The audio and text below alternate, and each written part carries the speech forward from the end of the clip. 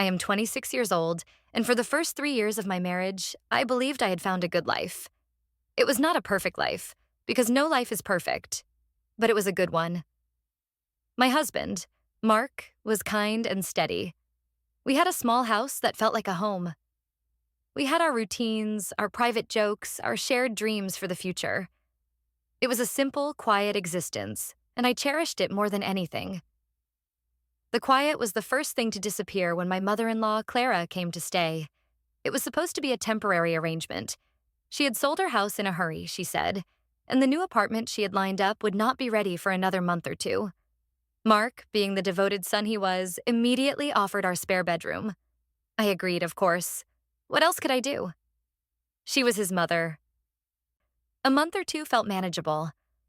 I could handle anything for a month or two. I was wrong. The first week was a study in subtle invasions. She rearranged the mugs in my kitchen cupboards, declaring my system inefficient. She changed the brand of coffee we drank because ours was, in her words, a bit harsh on the palate. She moved the photographs on the mantelpiece, placing a large framed picture of a much younger Mark front and center, obscuring the one of us from our wedding day. Each action was small, a tiny pinprick in the fabric of my daily life.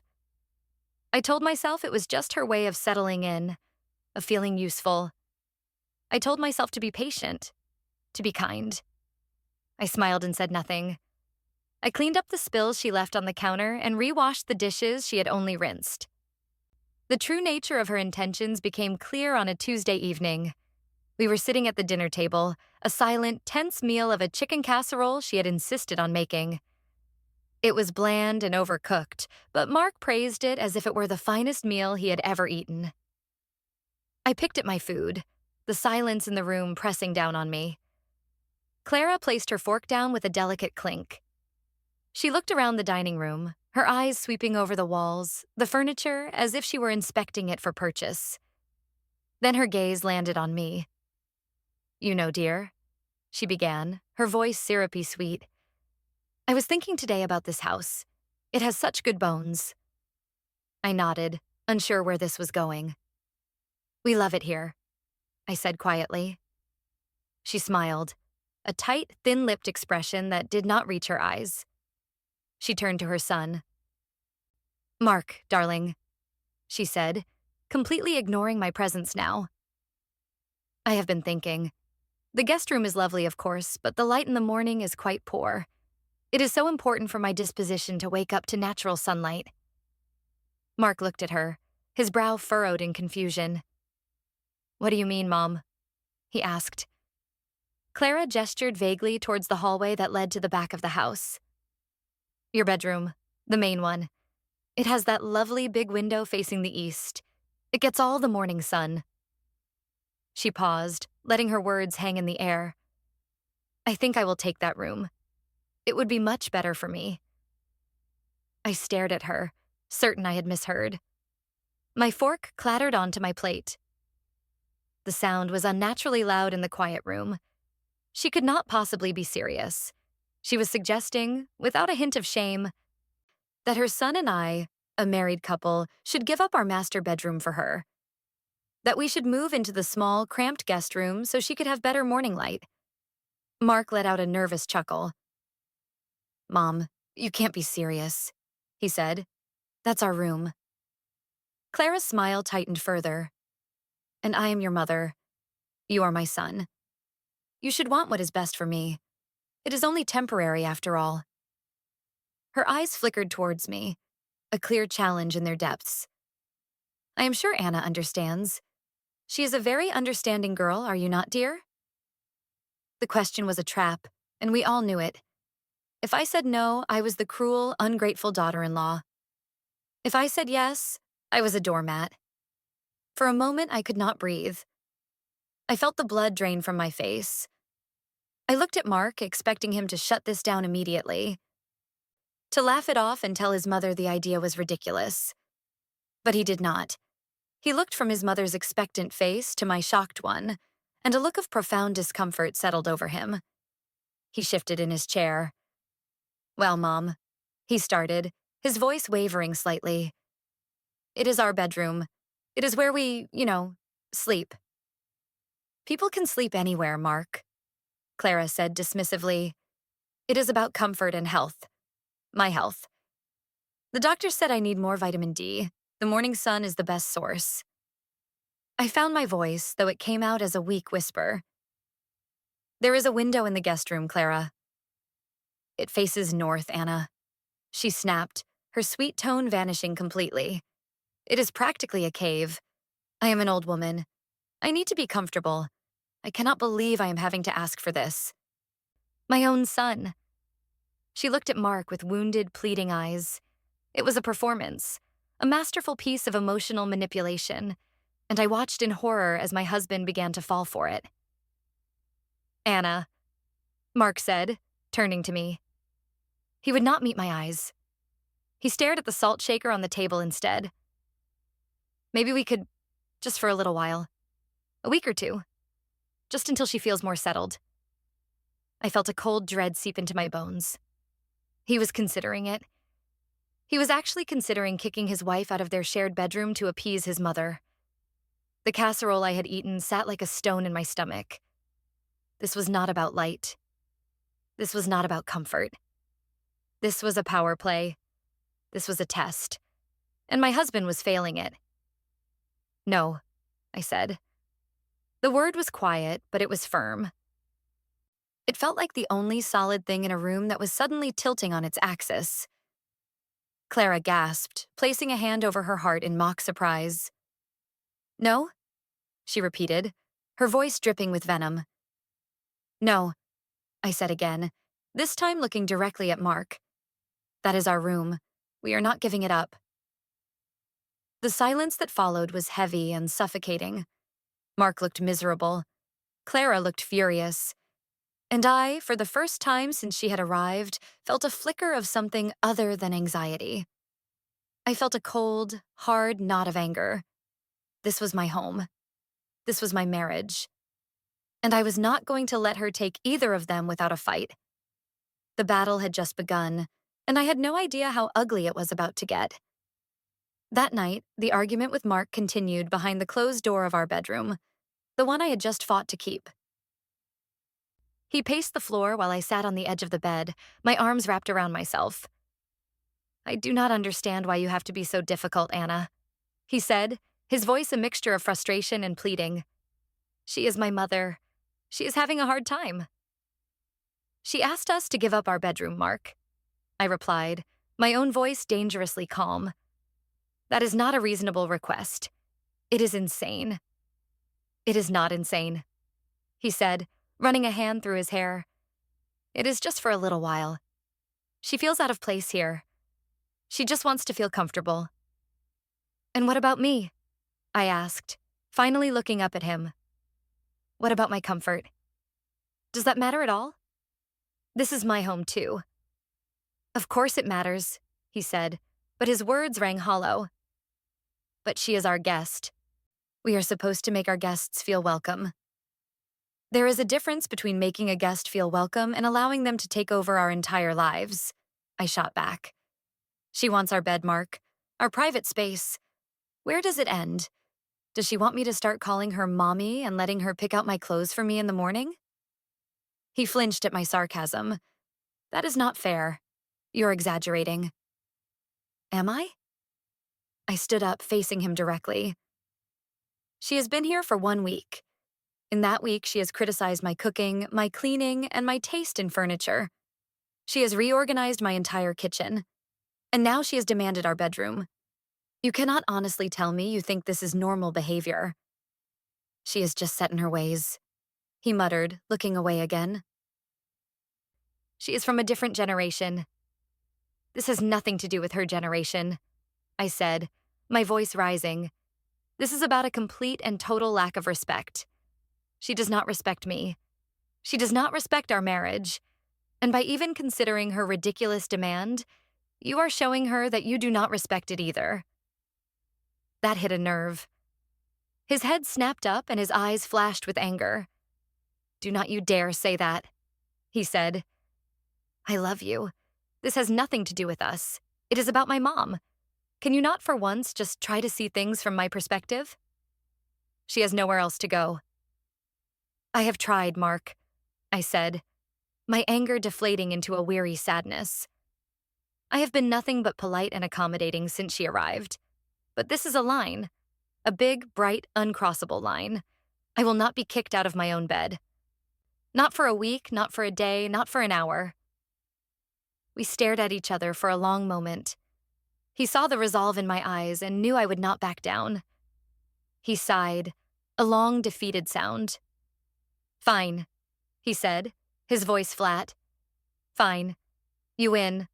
I will sleep on the couch. What? I asked, confused. Why would you sleep on the couch? Because I cannot sleep in here with you when you are being like this, he said, his voice cold.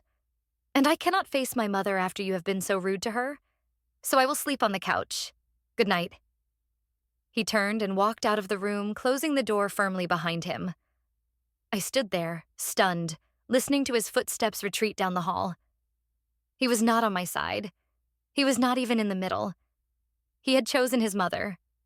He was punishing me for standing up for myself, for our marriage.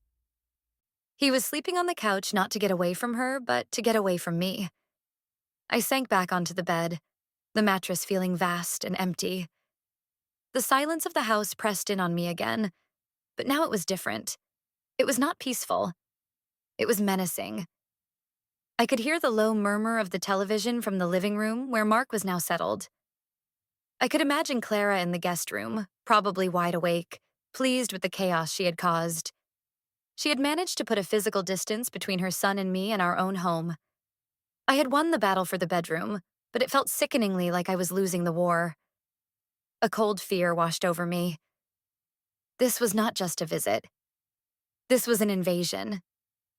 And I was completely on my own. The next few days were a masterclass in passive aggression. Clara would not speak to me directly. If she needed something from the kitchen while I was in there, she would address her request to the empty air. I wonder where the sugar is kept. She would muse loudly to the refrigerator.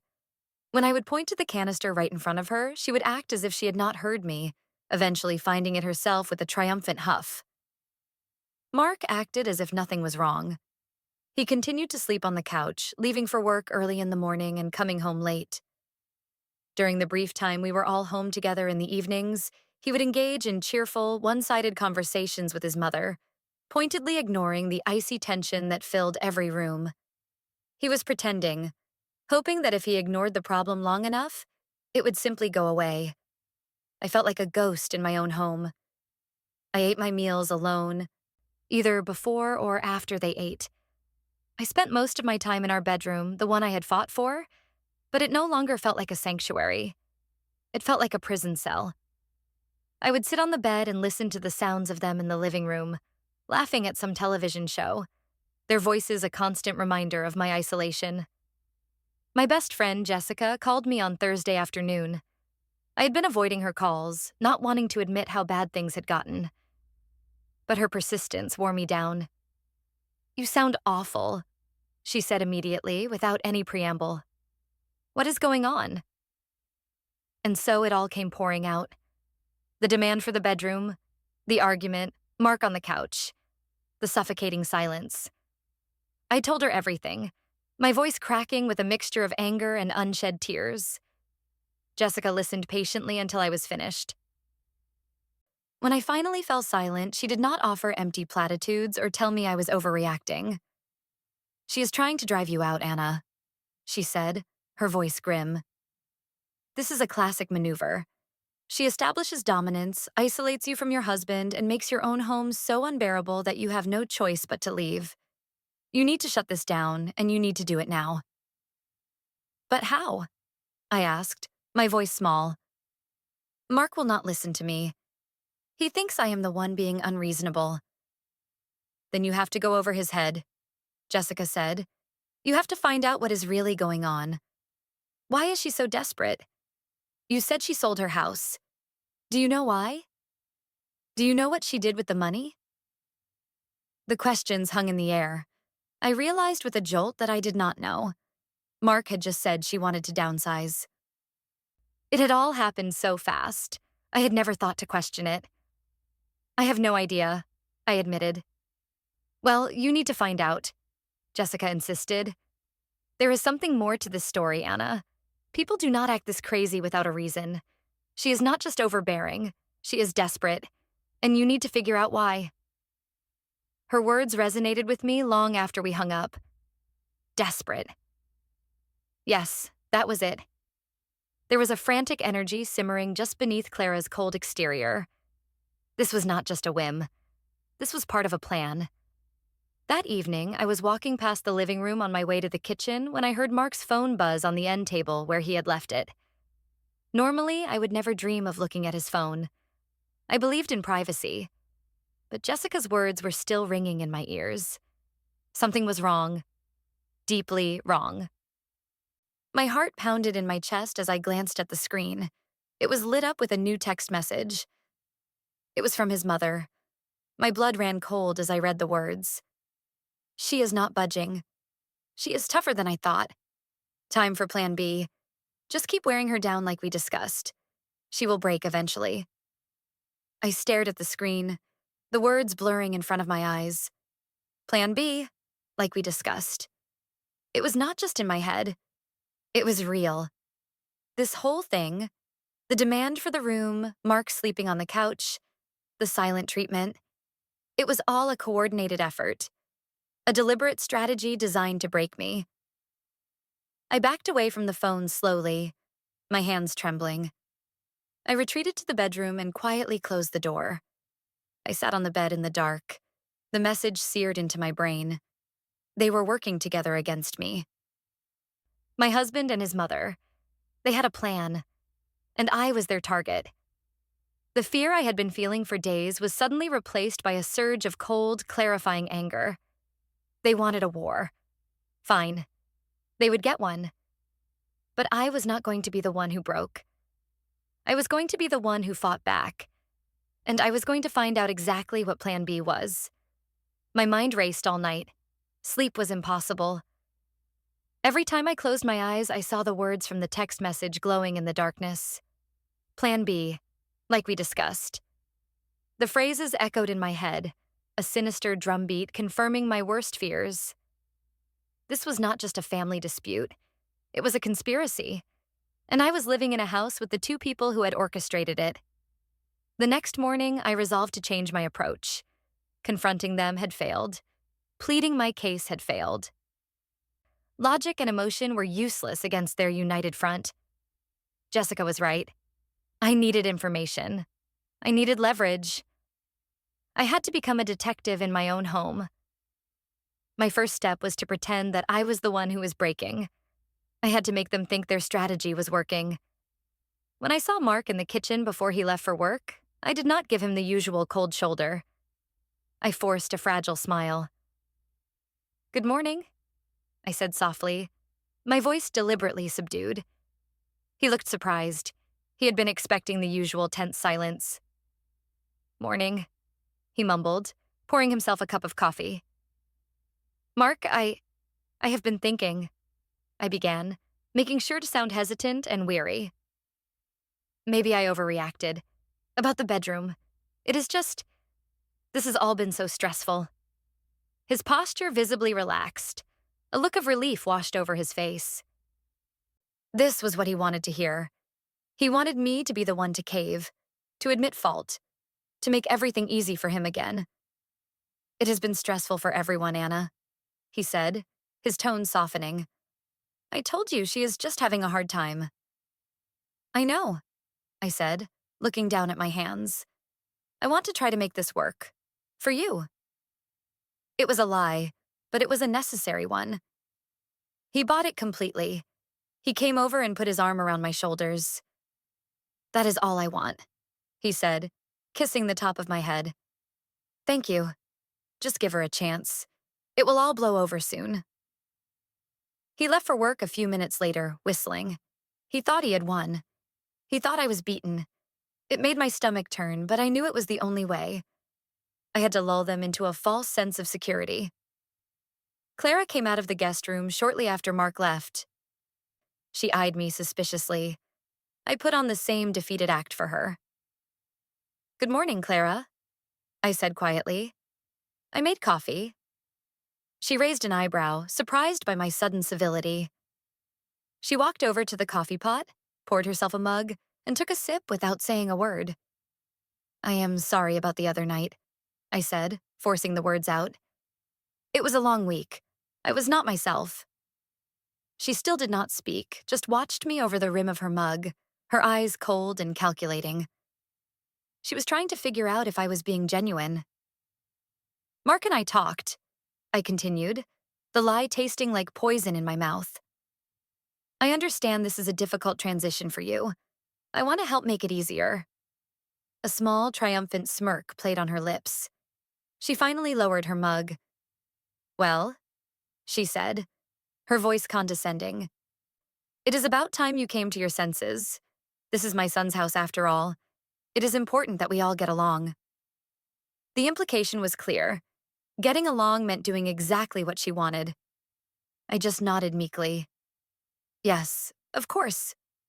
She seemed satisfied. She thought she had broken me. Perfect. Now that they both believed I was surrendering, they would be less careful, and I would be watching. My investigation began with our finances. Mark and I had a joint checking account for household bills, but we kept our own separate savings accounts. I had always trusted him completely with money. Now, that trust was shattered. I logged into our online banking portal. I started with the joint account. I scrolled back through the last few months of transactions. Most of it was normal. Mortgage payments, utility bills, groceries. But then I saw it. A series of cash withdrawals from an ATM near Clara's old house. They were not large amounts, usually $100 or $200 at a time, but there were a lot of them, starting about 3 months ago, right before she sold her place. I felt a prickle of unease. Why would Mark be withdrawing cash near his mother's house so frequently? I then looked at the credit card statements. There were charges at expensive restaurants I had never been to, a few purchases from a high-end men's clothing store, and a recurring monthly charge for a storage unit. I knew Mark did not have a storage unit. We had a garage full of his old things. This had to be for Clara.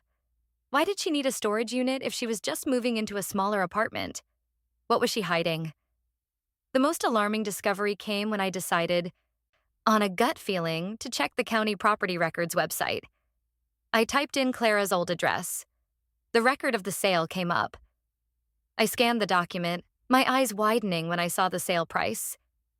It was far less than I had expected. She had told us the housing market was booming in her area and that she had made a significant profit. But according to this official record, she had sold the house for a loss. A substantial one. She had lied. She had not sold her house to downsize. She had sold it because she was in financial trouble. The cash withdrawals, the storage unit, the lies about the sale price. It was all starting to paint a very ugly picture. She had not come to our house for a temporary stay while waiting for her new, lovely apartment. She had come to our house because she was broke and had nowhere else to go. This new knowledge shifted everything. Her desperation was not just emotional, it was financial. Her plan, whatever it was likely about money. My money. Our money. The house. I needed more proof. I needed to know the full extent of her debt and what Mark knew about it. My next call was to Mark's Aunt Carol, Clara's younger sister. Carol was a no-nonsense woman who had always been kind to me. She and Clara had a strained relationship, and I was counting on that distance to give her a clearer perspective. "Carol, it is Anna," I said when she answered the phone. "Anna, dear, how are you?" she asked warmly. "I am okay," I lied. "I was just calling to chat. How have you been?" We made small talk for a few minutes, catching up on family news. Then I carefully steered the conversation.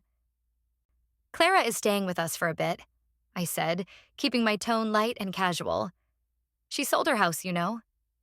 "Oh, I know," Carol said, and I heard a distinct sigh on the other end of the line. "I am sure that is a real treat for you." Her tone was all the encouragement I needed. "She seems a little stressed," I ventured. "The move and everything." Carol snorted. "Stressed is one word for it. Broke is another. Did she tell you what happened?" my heart started to beat faster. She said she was downsizing, that her new apartment is not ready yet. Apartment? Carol laughed, a sharp, humorless sound. What apartment? There is no apartment, Anna. She lost the house. She was in over her head with debt for years. A second mortgage, credit cards, you name it. She had to sell it to avoid foreclosure. She is lucky she walked away with anything at all. The truth hit me like a physical blow. I had to sit down. She did not tell us that, I whispered.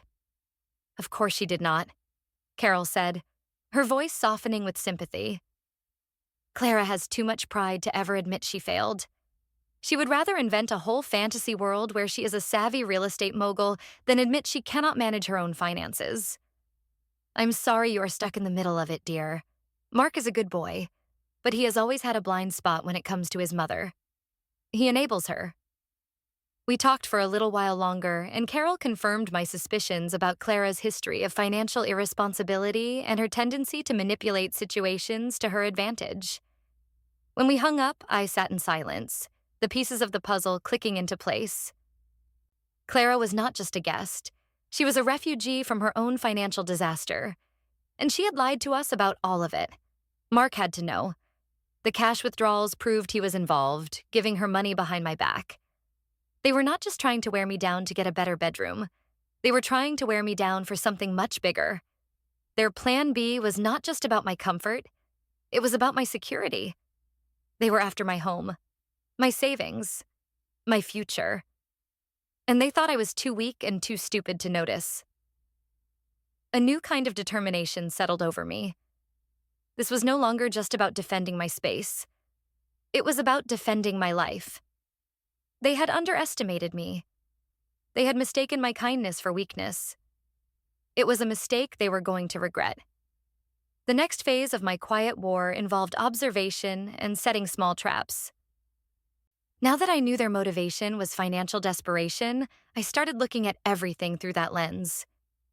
Every conversation, every action was a potential clue. I started with the mail. I made sure I was the one to get it from the mailbox every day. I was looking for anything addressed to Clara that was not a catalog or junk mail. A few days later, it paid off. A letter arrived from a collection agency. It was addressed to her, but it had our address on it. My hands trembled slightly as I held it. This was concrete proof of what Aunt Carol had said. I did not open it. That would be a crime, and I was determined to do everything by the book. But I did take a picture of the envelope with my phone. The name of the agency was clearly visible. Later that day, when I was alone, I looked them up online. They specialized in high-balance credit card debt. Another piece of the puzzle fell into place. That evening, I decided to test Clara. While we were all in the living room pretending to watch a movie, I casually brought up the topic of mail. I think the mailman might have made a mistake today, I said to Mark, keeping my tone light. We got a letter addressed to Clara, but it looked like some kind of official business. I left it on the hall table, Clara. I watched her reaction closely. A flicker of panic crossed her face before she quickly masked it with an indifferent shrug. Mark, however, looked immediately uncomfortable. He shot a nervous glance at his mother. Oh, it is probably nothing, Clara said dismissively, not looking at me. Just junk mail. It did not look like junk mail. I pressed gently. It was from a company called Asset Recovery Solutions. I said the name clearly and watched for their reactions. Clara's face went pale. Mark cleared his throat and quickly changed the subject. Hey, did you guys see the preview for that new action movie? It looks great. His attempt to deflect was so obvious it was almost comical. But I had what I needed. They were both rattled. They knew I had seen the letter, and they were scared of what I might figure out. I let the subject drop, content to have planted a seed of doubt and worry in their minds. My next move was to address the storage unit. A few days later, on a Saturday morning, I saw Clara getting ready to go out. Are you heading out, Clara? I asked with a pleasant smile. Yes, she said curtly. I have some errands to run. Oh, that is great, I said. You know, I have been meaning to do a big clear out of the garage. We have so much stuff in there. I was thinking of getting a small storage unit for a few months. Do you happen to know of any good ones in the area? I was betting that she, or Mark, had rented one nearby for convenience. Again, I watched her reaction. She hesitated for a fraction of a second. I have no idea, she said, turning away to grab her purse. I would not know anything about that. It was another lie. Her body language screamed it. But this time I had a way to verify it. While she was gone, I went into the guest room. I felt a pang of guilt searching her room, but I quickly squashed it. She had forfeited any right to privacy when she and my husband started plotting against me. I looked through the small desk in the corner. In the top drawer, tucked under some stationery, I found it. A receipt book for a self-storage facility. The facility was only 10 minutes from our house. The book showed monthly payments made in cash. The unit was rented under her name. I took a picture of the receipt book, including the unit number and the facility's address. This was more than just a place to store some extra furniture. If she was paying in cash, it meant she was trying to hide it. What was in there that she did not want me or anyone else to know about? The deception was becoming clearer and more layered. They were not just lying about the big things. They were lying about dozens of small things to support the larger narrative that she was a financially secure woman just waiting for her new home. The atmosphere in the house grew heavier with each passing day. My feigned submission had made Clara bolder. She started inviting her friends over for coffee without asking me first. They would sit in my living room, on my furniture, drinking from my mugs while I was relegated to my bedroom like a sullen teenager. One afternoon, I came downstairs to get a glass of water and found Clara holding court with two of her friends. They all fell silent when I entered the room. I gave them a polite, tight-lipped smile and went to the kitchen. I could hear them start whispering as soon as I was out of sight. I deliberately left the door ajar so I could hear them. She seemed so withdrawn. One of the friends, a woman named Mildred, whispered loudly. It has been very difficult, Clara replied, her voice filled with fake sympathy. She has not taken my presence here well. She is a very sensitive girl, not used to sharing. Well, it is very generous of you to move into the smaller room to give her space, the other friend, Doris, said. Clara told us you would be moving to the guest room soon. So generous of you, dear. She had raised her voice on the last part, making sure I could hear her. I froze, my hand on the refrigerator door. She was telling her friends that I was the one being difficult, that I was the selfish one, and she was already spinning the narrative that I had agreed to give up my room, painting me as generous when, in reality, she was trying to bully me out of it. The humiliation burned in my cheeks. She was not just trying to take my home. She was trying to assassinate my character, to rewrite the story so she was the victim and I was the villain. I walked back into the living room, the glass of water in my hand. I looked directly at Doris. I think there has been a misunderstanding, I said, my voice even and cold. I will not be moving into the guest room. This is my bedroom and I am keeping it. The three women stared at me, their mouths slightly agape. Clara's face flushed a deep, angry red. Anna, she hissed, we do not air our private matters in front of guests. It seems you already have, I retorted, my gaze unwavering. I just wanted to make sure your friends had the correct information. I turned and walked back up the stairs without another word, my heart hammering against my ribs. I had broken my cover. I had let my anger get the better of me. But in that moment, I did not care. Hearing her lie about me so blatantly, trying to turn her friends against me in my own home, was more than I could stand. The fallout was immediate. As soon as her friends left, Mark came home from work to a furious mother. He came straight upstairs to our bedroom, his face a thundercloud. What did you do? He demanded, closing the door behind him. What did I do? I asked, incredulous. Your mother was in our living room telling her friends that I had agreed to give her our bedroom. She was lying about me, Mark. She was just trying to keep the peace, to make it seem like we are all getting along, he argued. Why did you have to embarrass her like that in front of her friends? Embarrass her? My voice rose, all my pent-up frustration finally boiling over. She is the one who should be embarrassed. She is a liar. She is lying about everything, Mark. Her house, her money, this phantom apartment she is supposedly moving into. Stop it, Anna, he shouted. Just stop it. You do not know what you are talking about. You are twisting everything to make her look bad because you do not like her. I am not twisting anything. I am telling you the truth. I was shouting now, too. And you know it. I saw the text, Mark. Time for Plan B. Just keep wearing her down. What is Plan B, Mark? What is it you are trying to do to me? He stared at me, his jaw tight.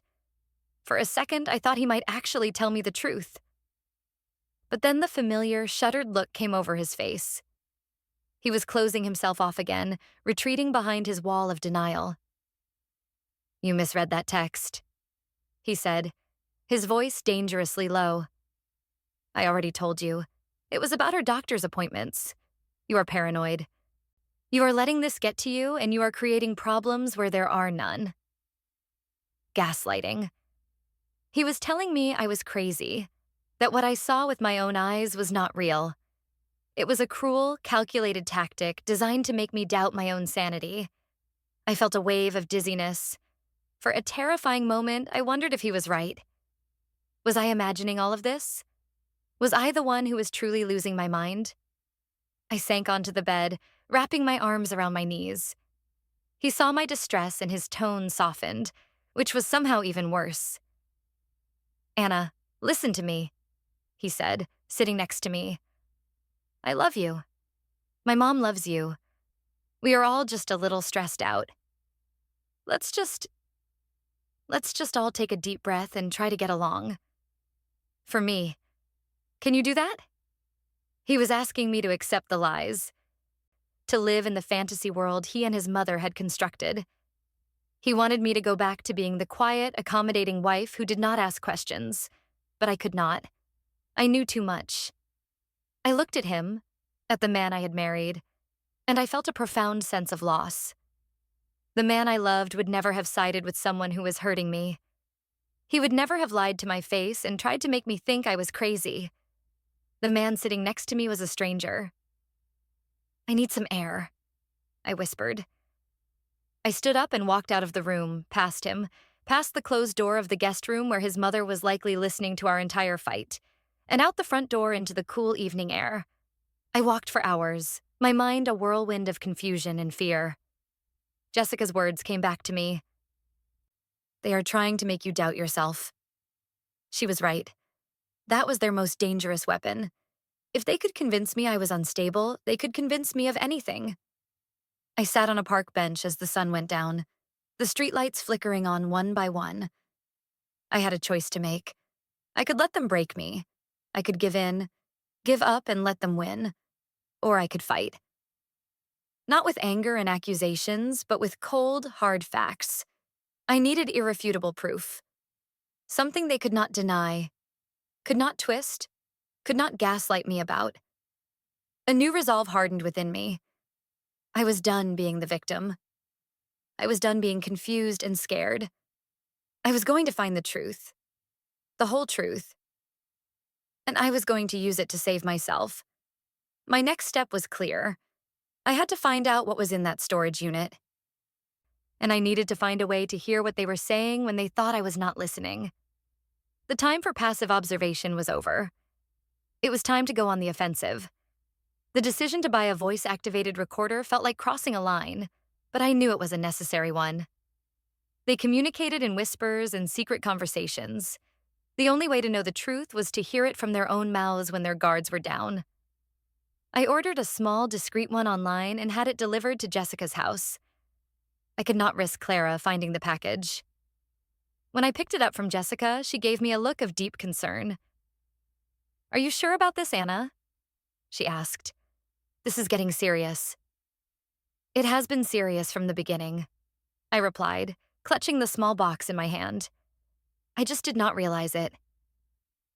This is not about winning an argument anymore, Jess. This is about survival. The next morning, I told Mark and Clara I had to go into the office for the day to work on a big project. It was a lie. My job was fully remote, but they did not know the details of my work schedule. I left the house with my laptop bag, making a show of being rushed and stressed. Before I left, while Clara was in the shower, I placed the tiny recorder under the sofa in the living room, hidden behind one of the legs. It was their favorite spot for their late morning chats over coffee. Instead of going to a coffee shop to work as I had planned, I drove to the storage facility. My heart was pounding. I had no right to be there, and I had no idea what I would do when I arrived. My plan was flimsy at best. I parked my car across the street and just watched the entrance for a while, trying to gather my thoughts. The facility was a large, impersonal place with rows and rows of identical garage-style doors. I knew Clara's unit number from the receipt book. I just had no way to get inside. An idea began to form in my mind, a risky and audacious one. I waited until I saw the man who worked at the front desk leave the office and walk towards the back of the facility, probably doing his rounds. I took a deep breath, got out of my car, and walked purposefully towards the office. A different employee, a young woman, was now behind the counter. I put on my most distressed face, summoning real tears by thinking about my fight with Mark. "Excuse me," I said, my voice trembling. "I am so sorry to bother you. My mother, Clara, has a unit here. Unit 214. I am supposed to pick something up for her, but I seem to have lost the key she gave me. She is at a doctor's appointment and is not answering her phone. It is an emergency." The woman looked at me with sympathy. "I am sorry, ma'am, but I cannot let you into a unit without the key or unless you are listed on the account." I know, I said, letting a tear roll down my cheek. It is her heart medication. She left it in a box in the front of the unit. She needs to take it in an hour. Can you please just check if I am on the account? My name is Anna. She probably added me and forgot to tell me." I was counting on the fact that Clara, in her arrogance, would not have bothered to add anyone else. But I was also counting on the young woman's kindness and my own convincing performance. She hesitated, then sighed.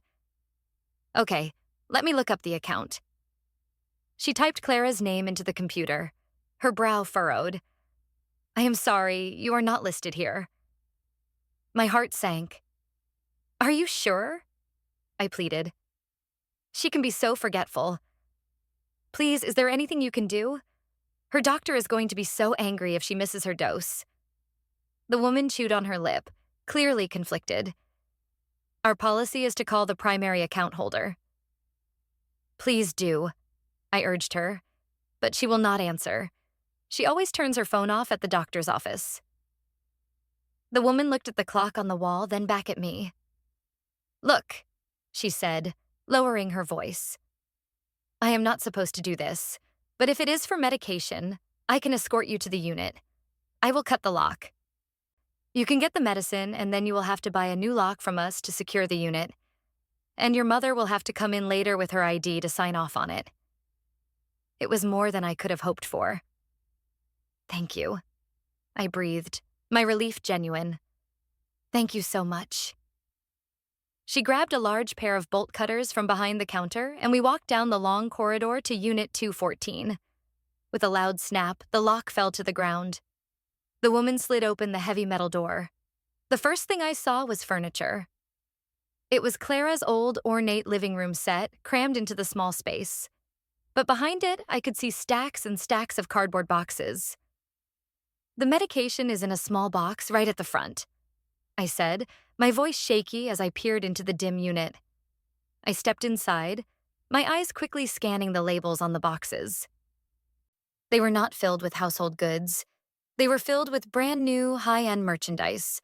Designer handbags, expensive shoes, unopened boxes of crystal glassware. There were dozens of them. And then I saw the other boxes.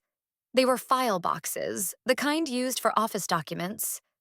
I quickly knelt down and opened the flap of the one on top. It was filled with financial statements, credit card bills with staggering balances, letters from banks denying her loan applications, and foreclosure notices for her old house. My blood ran cold. This was not just a storage unit for extra furniture. This was a treasure trove of her secrets. The merchandise was likely bought on credit, a desperate attempt to maintain the illusion of wealth. The files were a complete record of her financial collapse. "Did you find it?" the employee asked from the doorway. "Yes. Here it is," I said, grabbing a random small, unmarked box from the top of a stack. I did not dare take one of the file boxes. That would be stealing. But I had seen enough. I knew the truth. I followed the woman back to the office, paid for the new lock in cash, and thanked her profusely. As I walked back to my car, my mind was spinning. The sheer scale of her deception was breathtaking. She was not just in a little bit of trouble. She was drowning in debt. And she had a whole storage unit filled with evidence of it. When I got home, the house was quiet. I retrieved the recorder from under the sofa, my hand shaking. I went to my room, closed the door, and put in my headphones. I pressed play. For the first 20 minutes, it was just the mundane sounds of the house. Then I heard their voices. Clara and Mark were in the living room. "Did she seem okay this morning?" Clara asked. "Yeah, I think so," Mark replied. She apologized. She said she was stressed. I think she is finally starting to crack. My stomach clenched. Hearing my husband's voice, so casually discussing his strategy to break me, was a unique kind of pain. "Good," Clara said, her voice dripping with satisfaction. "We need to move on to the next step soon. Have you spoken to the lawyer again?" "I have the papers," Mark said. "They are in my briefcase. I just need to find the right time to bring it up with her. I was thinking of telling her it is a post-nup, to protect her assets in case something happens to me." My breath caught in my throat. A post-nup? To protect my assets? I had come into the marriage with a small savings account, nothing more. The house was the main asset, and it was in his name. Clara's voice was sharp. "That is a good angle. Make it sound like it is for her benefit. We just need her signature on that last page, the one that waives her rights to the marital home. Once that is signed, it does not matter how difficult she is. When she finally leaves, she will walk away with nothing. The house will be safe." I felt the air leave my lungs. It was all there. The entire monstrous plan. They were trying to trick me into signing a legal document that would strip me of any claim to the house. They were not just trying to drive me out. They were trying to leave me homeless and penniless. This was not just manipulation. This was fraud. "What if she will not sign?" Mark asked, a hint of worry in his voice. "She will sign," Clara said, her voice hard as steel. "You will make her sign, Mark. You will tell her it is a sign of trust.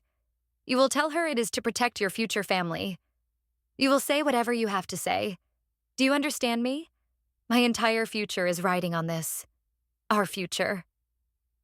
The recording continued, but I could not listen anymore. I ripped the headphones from my ears, my body trembling with a rage so intense it made me feel sick. The betrayal was absolute. It was not just his mother. It was him. Mark, my husband. He was actively, willingly plotting to ruin my life for his mother's financial gain. I sat there for a long time, the recording silent, the ugly truth echoing in my head. The shock and the pain were immense, but underneath it all, something else was beginning to form. A cold, hard resolve. They had given me everything I needed. The motive, the plan, the proof. They had handed me the weapon I would use to destroy them, and I was going to use it. I was going to let them walk right into my trap. I would let Mark present me with those papers, and when he did, I would be ready. The war was far from over, but I finally knew exactly how I was going to win it. The next few days were the hardest of my life. I had to live in the same house with two people who were actively plotting my financial and emotional destruction, and I had to pretend that I knew nothing. I had to smile at Mark when he came home from work. I had to make pleasant small talk with Clara in the kitchen. Every moment was a performance, and it was exhausting. But my new knowledge gave me a strange sense of power. I was no longer the confused, scared victim. I was a woman with a secret, a plan of my own. I had the recording saved in multiple places on my phone, on my laptop, and in a cloud drive they could not possibly access. I was building my arsenal. My next step was to find the papers. According to the recording, they were in Mark's briefcase. I had to wait for the perfect opportunity. It came 2 days later when Mark decided to take a long shower after his morning run. Clara was still in her room. The house was quiet. I walked into our home office, where he always left his briefcase by the desk. My hands were sweating as I knelt down and unlatched it. Inside, beneath a stack of work files, was a thick manila folder with the name of a law firm printed on it. My heart hammered against my ribs. This was it. I opened the folder. The document inside was titled Postnuptial Marital Agreement. I started to read. My legal knowledge limited, but my understanding of their intent crystal clear. The language was dense and complicated, but the gist was obvious. It listed our assets, heavily downplaying the value of the house and overstating my own meager savings. It talked about protecting separate property and future inheritances. It all sounded plausible on the surface. But then I got to the page Clara had mentioned. It was near the end, a clause titled Waiver of Interest in Marital Residence. I read it 3 times to make sure I understood. By signing this document, I would be voluntarily relinquishing any and all legal claims to the house at 123 Maple Street, regardless of the duration of the marriage or any contributions, financial or otherwise, I had made to the property. It was a complete and total surrender of my rights. It was a financial execution. I quickly took out my phone and photographed every single page of the document, making sure the images were clear and readable. Then, I carefully placed the folder back in the briefcase, exactly as I had found it, and latched it shut. I was out of the office and back in the kitchen, my heart still racing, just as I heard the shower turn off upstairs. I had the final piece of evidence. Now, I needed a professional. I could not fight this alone. I looked up family law attorneys in my city and found one with excellent reviews, a woman named Ms. Davis. I called her office and made an appointment for the following afternoon, using the excuse of a dentist appointment to get out of the house. Sitting in Ms. Davis's calm, professional office felt like entering a different world, a world where logic and rules mattered. She was an older woman with sharp, intelligent eyes. I told her everything, from the moment Clara arrived to the text message, the storage unit, the recording, and finally, the legal document I had photographed. I showed her the pictures on my phone and emailed her the audio file of the recording. She listened intently, her expression growing more serious with each detail I revealed. When I finished, she was silent for a long moment, looking over the images of the post-nup on her computer screen. "This is not just a family dispute, Anna," she said finally, her voice firm. "This is attempted fraud. They are conspiring to deprive you of your legal share of the marital assets through deception. The document itself is predatory, and the recording of them discussing their intent to mislead you is, well, it is the smoking gun." Hearing a legal expert validate my fears was an immense relief. I was not crazy. I was not paranoid. I was the target of a calculated crime. "What do I do?" I asked, my voice barely a whisper. "You have several options," she explained. "You could confront them now and file for divorce. With this evidence, you would be in a very strong position in the settlement. Or," she paused, leaning forward slightly, "you could play their game a little longer. You could let him present this document to you. His actions in that moment, his attempt to get you to sign it under false pretenses, will further solidify your case against him." A cold anger, sharp and clear, cut through my fear. They deserved to be exposed. A quiet divorce was too easy for them. They needed to face the consequences of what they had tried to do, not just legally, but socially. They had tried to humiliate me, to isolate me, to break me. I wanted them to feel a fraction of the shame they had tried to heap onto me. "I want to expose them," I said, my voice stronger now. "I do not just want to win a settlement. I want our family, our friends, everyone to know exactly what they are. Ms. Davis nodded slowly, a small, approving smile on her lips. A public reckoning, she said. I can help with that. But you have to be smart. You need to choose your moment carefully. You need witnesses. We spent the next hour devising a plan. It was a plan for a confrontation, but on my terms. I would control the time, the place, and the audience. The opportunity presented itself a week later. Mark's sister, Laura, called to announce she was coming for a short visit that weekend. Laura had always been her mother's staunchest defender. She idolized Clara and saw me as an outsider. Perfect. And I knew just who else to invite. That is wonderful news about Laura, I said to Mark that evening, my voice bright and cheerful. We should have a special dinner on Saturday night to celebrate. Why do not we invite Aunt Carol too? It has been so long since we have all been together. Mark looked pleased. He thought my good mood was a sign of my continued surrender. That is a great idea, Anna, he said, smiling. A real family dinner. It will be nice. It will be memorable, I said, smiling back. He had no idea how true that was. The day of the dinner, I was a bundle of nerves, but I channeled it into action. I cooked an elaborate meal, one of Mark's favorites. I set the table with our best china. I was setting a stage, and every detail had to be perfect. Laura and Aunt Carol arrived together. Laura gave me a cool, perfunctory hug, while Carol squeezed my arm and gave me a look that was full of unspoken sympathy. Clara was in her element, playing the gracious hostess in a house that was not hers. Mark was relaxed and happy, oblivious to the storm that was about to break. We made it through the appetizers with forced, polite conversation. Laura talked about her job. Carol asked about my garden. Clara praised my cooking with a backhanded compliment. This is surprisingly good, Anna. You are really learning. I just smiled. It was during the main course that Mark chose his moment. He had been waiting for the right time, and with his sister and aunt there as a captive, happy family audience, he must have thought it was perfect. He cleared his throat and the table fell silent. Actually, he said, looking around at everyone, while we are all here together, there is something I wanted to discuss. Something important for my and Anna's future. I felt a jolt of adrenaline. It was happening. I put my fork down and looked at him, my expression carefully neutral. Clara smiled knowingly. She knew what was coming. Anna and I have been talking about our future, about financial planning and being responsible. He continued, his voice earnest. We met with a lawyer who drew up a simple agreement for us, just to make sure we are both protected down the line. It is a kind of post-nup. He turned to me, his eyes full of fake sincerity. It is mostly to protect you, honey. To make sure your savings are always yours, no matter what happens.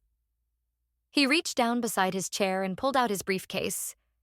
He opened it and produced the manila folder. He slid it across the table towards me. It is just a formality, he said with a reassuring smile. We can sign it tonight. A new chapter for us. The whole table was looking at me. Laura looked impressed by her brother's supposed maturity. Aunt Carol looked suspicious. Clara was beaming, a predator watching her prey walk into a snare. I did not touch the folder. I just looked at Mark, my heart a block of ice in my chest. This was the moment. The stage was set. The audience was here. It was time for the play to begin. A post-nup, I said, my voice quiet but carrying in the silent room. To protect me. Exactly, Mark said, nodding eagerly. I let my eyes drift from his face to his mother's. Is that what this is, Clara? A document to protect me? Clara's smile faltered for a second. Of course, dear, she said quickly. Mark only wants what is best for you. I looked at the folder sitting on the table between us. Then I looked back at Mark. It is funny, I said, my voice gaining strength, because I do not remember meeting with any lawyer. The atmosphere at the table shifted instantly. The air crackled with tension. Mark's smile vanished. "We talked about it, Anna. Remember?" he said, his voice a little tight. "Last week, I said I was handling it." "No," I said, shaking my head slowly. "You never mentioned a lawyer, and you certainly never mentioned a post-nup, but I know all about it. I know all about this document, and I know all about Plan B." Mark went completely pale. Clara's face hardened, her eyes narrowing into slits. Laura looked from Mark to me, her expression confused. "What is she talking about, Mark?" she asked. I ignored her. My focus was entirely on my husband and his mother. "You want me to sign this, do you not?" I said, finally pushing the folder with my fingertip. "You want me to sign this piece of paper that makes me waive all my rights to this house? The house I have helped pay for, the house I have cleaned and cared for, the house I have made into a home. You want me to sign it so that when you finally succeed in driving me out, I leave with absolutely nothing." "That is not true," Mark stammered, his eyes darting around the table. "Anna, what are you saying? You are hysterical." "Am I?" I asked, my voice dangerously calm. I reached into my pocket and pulled out my phone. "Am I hysterical? Or did you and your mother have a very specific conversation in the living room last Tuesday? A conversation about how you needed to find the right time to present these papers to me? A conversation about making it sound like it was for my benefit?" I pressed play. The room was so quiet that the sound of their voices from my phone's speaker was shockingly loud and clear. Clara's voice filled the dining room. "We just need her signature on that last page, the one that waives her rights to the marital home.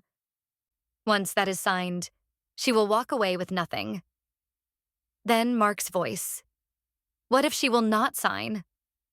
And Clara's, cold and ruthless. "She will sign. You will make her sign, Mark. You will say whatever you have to say. My entire future is riding on this." I stopped the recording. The silence that followed was absolute. Laura was staring at her mother and brother, her mouth hanging open in pure, unadulterated shock. Aunt Carol just shook her head, her face a mask of disgust and disappointment. Mark looked like he had been punched in the gut. He could not speak. He just stared at me, his face ashen. Clara was the first to recover, her face twisted into a mask of pure rage. "You spied on us," she shrieked, pointing a trembling finger at me. "You recorded a private conversation. That is illegal." "Attempting to defraud your daughter-in-law out of her marital home is also illegal, Clara," I said calmly. Ms. Davis had coached me on this. One-party consent for recording was legal in our state. And I have a feeling a judge would be very interested to hear this recording, along with my testimony about this fraudulent document you tried to trick me into signing. "This is your fault," Laura suddenly yelled, turning on her mother. "I cannot believe you. You roped Mark into this disgusting scheme. You are unbelievable." "He is my son. He is supposed to help me," Clara shrieked back at her. Aunt Carol stood up, her face grim. "You are a parasite, Clara," she said, her voice shaking with anger. "You have always been a parasite. You leech off of everyone who tries to help you. And you tried to destroy this poor girl's life to save your own skin. You make me sick." The family was imploding, right there at my dinner table. Mark finally found his voice, but it was just a pathetic whimper. "Anna, I'm so sorry. I did not—" She made me— I held up a hand to stop him. I stood up, my own legs feeling surprisingly steady. I looked at Clara, whose face was now blotchy with tears of rage and self-pity. "I want you out of my house," I said, my voice ringing with an authority I did not know I possessed. "Tonight, right now. You cannot kick me out," she screeched. "This is my son's house." "And I am his wife," I said, my voice dropping to an icy whisper. "The wife you and he conspired against, the evidence of which I have already sent to my lawyer. You will pack a bag with your essentials and you will leave. Now, if you are not gone in 1 hour, I will call the police and have you removed for trespassing." She stared at me, her mouth working but no sounds coming out. She saw the look in my eyes and knew I was not bluffing. The power in the room had shifted completely. She was no longer the matriarch in control. She was a guest who had overstayed her welcome, a criminal who had been caught. She finally broke, letting out a sob of defeat. She pushed her chair back violently and stormed out of the dining room towards the guest room. I then turned my attention to my husband. He was still sitting at the table, his head in his hands. Laura was yelling at him now, calling him a coward and a mama's boy. "Laura, that is enough," I said quietly. She fell silent, looking at me with a new, grudging respect. I walked around the table until I was standing in front of my husband. I looked down at him, not with anger anymore, but with a profound and heavy sadness. "As for you," I said, my voice steady, "you and I have a lot to discuss, but it will not be tonight. Tonight you can help your mother pack, and then you can decide whose son you want to be, because you cannot be her son and my husband. Not anymore." I turned and walked out of the room, leaving the wreckage of my family dinner behind me. I went upstairs to my bedroom, the one that was still mine, and I locked the door. I had won. I had exposed them. But as I leaned against the door, listening to the sounds of shouting and crying from downstairs, I felt no joy. Only the cold, bitter taste of a victory that had cost me everything I thought I had. Clara left within the hour. I heard the front door slam, followed by the sound of a car speeding away. Laura left shortly after, but not before she came to my bedroom door. "Anna?" she called out softly. I opened the door a crack. Her face was stained with tears. "I am so sorry," she whispered. "I had no idea. I always took her side. I feel like such an idiot." "It is not your fault, Laura," I said, and I meant it. "Clara was a master manipulator. She is your mother." "She is a monster," Laura said bitterly. "What she tried to do to you, it is unforgivable. If you need anything, a witness, anything at all, you call me." "Thank you," I said. It was a small comfort, but it was something. She gave me a sad smile and left. I stayed in my room. I heard Mark moving around downstairs, cleaning up the disastrous dinner party. A long time later, he came upstairs and knocked gently on the door. "Anna, can we talk?" he asked, his voice hoarse. I did not answer for a long time. I was not ready. "Not tonight, Mark," I finally said through the door. "I cannot." I heard him sigh, a broken sound. "Okay," he whispered. "I will be on the couch." He went back to the couch, but this time it was not a punishment for me. It was a penance for him. The next morning, I called Aunt Carol. She was still furious with her sister, but her concern was for me. "How are you holding up, dear?" she asked, her voice full of warmth. "I do not know," I answered honestly. "I feel empty." "You did the right thing, Anna," she said firmly. "You stood up for yourself against a bully. 2 of them, in fact. I am so proud of you." Clara has been getting away with this kind of behavior her whole life. No one has ever had the courage to call her out so spectacularly. The whole family is going to hear about this. I can promise you that. And she was true to her word. Over the next week, the story of the disastrous dinner party spread through their family like wildfire. Clara tried to spin her own version, of course, painting me as a cruel, unstable shrew who had thrown her out for no reason. But the recording was undeniable. Laura and Carol corroborated my story to anyone who would listen. For the first time in her life, Clara's web of lies fell apart, and she was left exposed. She was ostracized. No one would take her in. Last I heard, she was staying in a cheap motel, trying to figure out how to pay for it. Her reputation was in tatters. My confrontation with Mark happened a few days after Clara left. We sat at the kitchen table, the same table where his mother had made her outrageous demand. He looked terrible. He had not been sleeping or eating. He was a shell of the man I had married. He cried. He begged for my forgiveness. He told me the whole story. Clara had come to him months before the sale of her house, confessing the full extent of her financial ruin. She had manipulated him with guilt, telling him it was his duty as a son to save her. She was the one who came up with the plan to get me to sign away my rights to the house. She had told him it was the only way, that I would never understand, that we had to protect the family's main asset, which she considered to be his, not ours. I know it was wrong, he sobbed. Every day I knew it was wrong. But I was so scared of disappointing her. She has this hold on me. She always has. I am so weak. I listened to it all, my heart a cold, hard stone. His excuses, his weakness, his fear. None of it mattered as much as the simple fact of his betrayal. You did not just disappoint her, Mark, I said, my voice devoid of emotion. You chose to betray me. You actively participated in a plan to ruin my life. You lied to me. You gaslighted me. You tried to make me think I was crazy. That is not weakness. That is a choice. I know, he whispered, his head bowed in shame. What can I do? I will do anything, Anna. Please do not leave me. I had thought about this for days, talking it over with Jessica and with Ms. Davis. I could leave him. Ms. Davis assured me I would get more than half of everything in a divorce, given the circumstances. But a small part of me still remembered the man I had married, the kind, steady man who had existed before his mother's poison had completely taken over. Was he still in there? I did not know, but I decided to give him one, and only one chance to find out. I laid out my terms. They were not negotiable.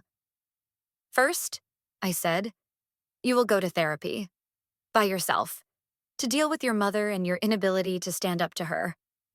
I want to see the receipts for the sessions. He nodded immediately. Okay.